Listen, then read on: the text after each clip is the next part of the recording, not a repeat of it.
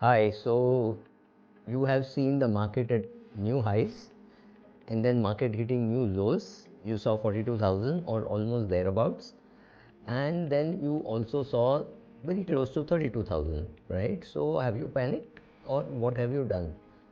The easiest thing to do in such a situation is crave for some action. So you sell off whatever you have and say, I will wait for the market to recover and then I'll buy. Or you can say, I have money and I shall put more. At this point, both the actions are wrong. Let me tell you why buying more is wrong or why buying more was wrong. Maybe the market went from 42 to 39 and you bought more. And at 37, you bought more. Now, what do you do at 32? Do you panic? Okay, now you didn't buy more, you waited till it reached 32, and now you are willing to buy more. We have no clue whether this is the end of the fall or whether it can fall more. The most important thing to do at this situation when the market has fallen or is falling, I don't like to use the word is falling because I just know what has happened till 3:30 today.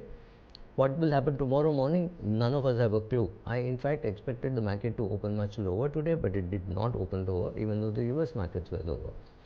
So, to say that they are correlated is wrong, to say there is no correlation is wrong. So, let us look at exactly what you should do. One, you should take a deep breath, do some meditation, and realize that when you take a long term view, you really mean a long term view, not a 1 day view, not a 10-day view, not a 6 month view, but yes, a 5 year view, 10-year view, or a 20-year view. That's the kind of view you have to take for long term investing.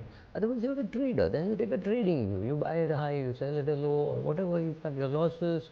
You do those things as a trader, but we are clear that we are investors. So, what all should you do as an investor?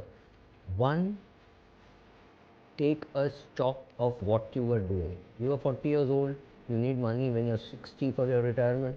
You've absolutely got nothing to do.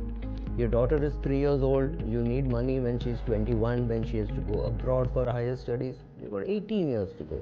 You really don't have to do anything today. You have relaxed, you have viewed this. Now thank yourself that you had a good asset allocation done. Your gold didn't fall, your didn't fall much, your US fell, your Europe fell, and your Asia, which included China, fell even more.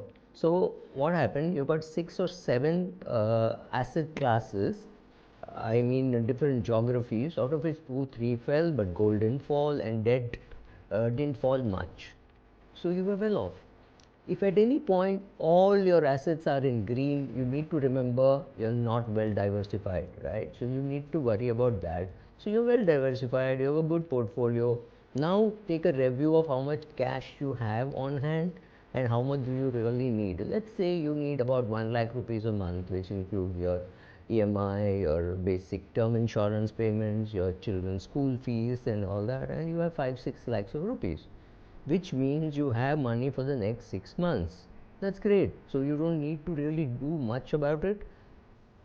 You have to actually think about how is this coronavirus going to impact your job. Are you likely to lose your job? Is your company likely to downsize? For example, if you're in a holiday resort company or if you're in an airline, is there a chance that you will be downsized? Is there a chance that they'll cut your salary? Right now, it doesn't look so bad for companies in India, but we never know. We have no clue what is the size of this virus and this problem. So right now, we have to lie low. We swing between assuming that the virus will wipe out the world to saying, oh, nothing is going to happen, only 2 people have died in India. Both are wrong. Both are reactions which are completely wrong. We have no clue what is likely to happen. We have no clue as to how bad it would be, nor do we know how easy it would be for us to solve it. As long as we don't know that, we have to only keep guessing. So, what all have you done? You've looked at your portfolio. You're happy with your asset allocation. You know that you don't need the cash, or the cash that you need is already there with you. You have your credit card which has limits. Your money is not in some bank which is likely to shut down. Life is cool.